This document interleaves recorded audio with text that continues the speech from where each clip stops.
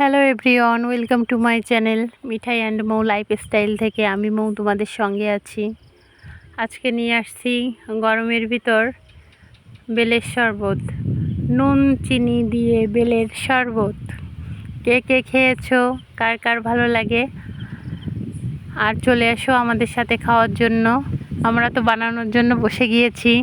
এই যে বেল নিয়েছি দুইটা, নিয়ে ভেঙে বেলগুলোকে বের করা হচ্ছে ওর ভিতর থেকে। এই যে দেখো, বের করা হচ্ছে। বেলগুলো খুব সুন্দর পেকে গিয়েছে, একেবারে গাছ থেকে পেকে পড়েছে।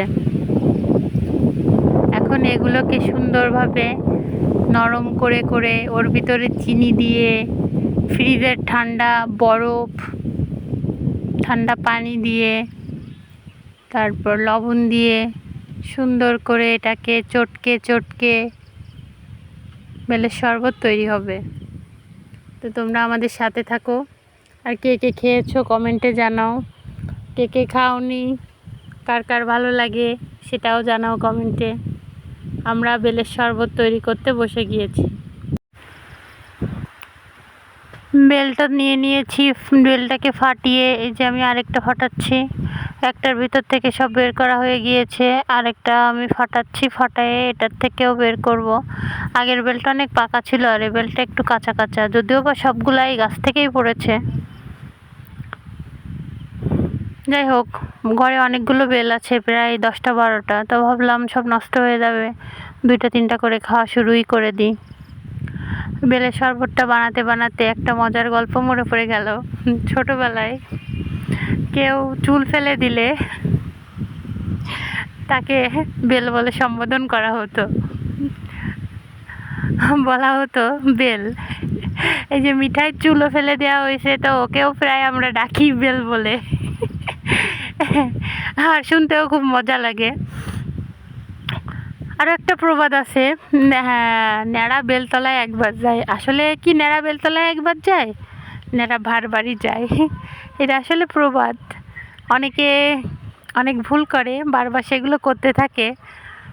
তো তাকে যদি ভুলটা ধরিয়ে দেওয়া হয়, তখন সে বলে যে ন্যাড়া বেলতলায় একবারই যায়। আসলে খুব মজার গল্পটা। যাই হোক, অনেক মজার কথা বলে ফেলেছি। আসলে বেলের উপকারিতা অনেক। বেল ঔষধি গুণসম্পন্ন একটা ফল। এটা তোমার খেলে যাদের কোষ্ঠকাঠিন্য আছে, যাদের বাথরুম মানে কষা হতে চায় না, তাদের বাথরুমটা ঠিক হয়ে যায়, গ্যাসের সমস্যা ভালো হয়, ডায়াবেটিস নিয়ন্ত্রণে সাহায্য করে। বেল রক্তচাপ, উচ্চ রক্তচাপ নিয়ন্ত্রণে সাহায্য করে। এটা কোলেস্টেরলের ক্ষেত্রেও খুব সাহায্য করে। তো বেলের মানে গুণাগুণ বলে আসলে শেষ করা যাবে না। আর গরমে তোমার বেলটা খুবই উপকারী। এটা মানে যারা খায় তারাই জানে, এটা খুবই উপকারী, খুবই উপকারী। যাই হোক, এই যে বেলটাকে মাখানো হচ্ছে সুন্দর করে। আমাদের বাবু মশাই বসে গিয়েছেন বেলটাকে মাখানোর জন্য। চামচ দিয়ে চেপে চেপে চেপে চেপে সুন্দর করে বেলটাকে মাখানো হবে। শরবতটা আসলে অনেক মজা হয়েছিল। বাবার পাশে মেয়েও বসে গিয়েছে হেল্পিং হ্যান্ড হিসেবে, কিন্তু হেল্প তো করা হচ্ছেই না, উল্টা তছনছ করছে।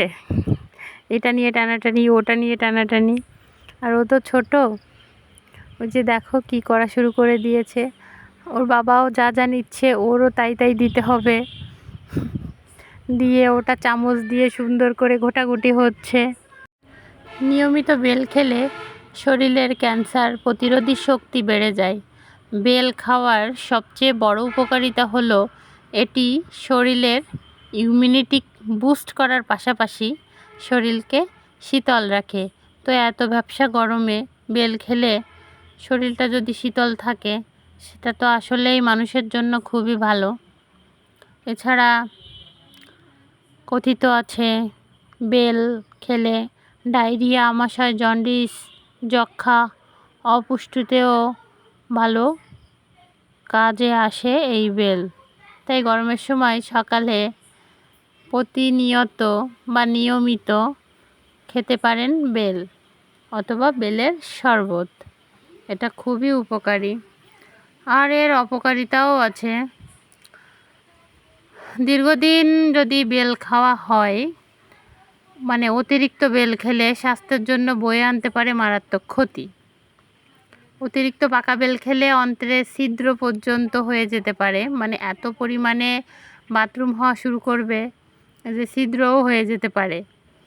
তবে কাঁচা বেলে সমস্যা হয় না, কাঁচা বেল খুবই উপকারী। অন্যদিকে অতিরিক্ত পাকা বেল খেলে পেটে প্রচণ্ড দুর্গন্ধও হয়ে থাকে। এই ছিল অপকারিতা ও উপকারিতা সব কিছু। আমরা এখন বেল খাওয়ার জন্য বেলটাকে রেডি করে ফেলেছি প্রায়। এই যে ফ্রিজ থেকে ঠান্ডা জলের পানি বোতল দেওয়া হচ্ছে, দিয়ে ওটার ভিতরে দিয়ে সুন্দর করে চটকানো হবে। চটকানোর পর এটার ভিতরে চিনি মেশানো হবে। চিনি মেশানোর পর এটা খাওয়ার উপযোগী হয়ে যাবে। ওর বাবা তো না ছেঁকেই খেয়ে ফেললো, আর আমি ওটাকে সেঁকে নিয়েছি।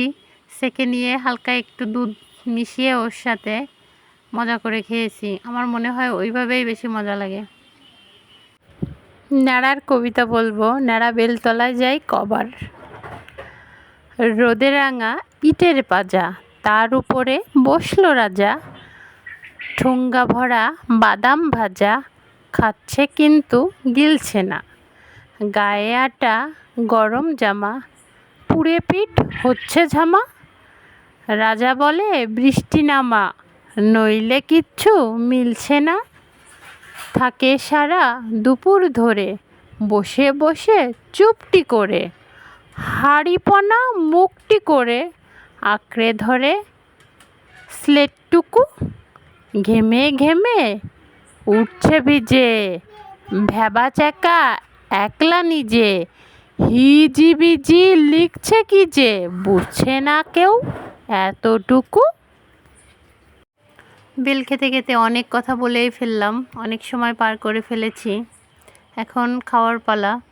যে যেমন করে খাচ্ছে, দেখো মামুনি খাচ্ছে চামচ দিয়ে ঘেটে ঘেটে, তার বাবা খাচ্ছে বাটিতে করে চুমুক দিয়ে, আর আমি খেয়েছি গ্লাসে করে। হ্যাঁ খাও খাও খাও, মুখে দাও মুখে দাও, কেমন লাগিছে মুখে দাও, চামচ মুখে দাও মুখে দাও।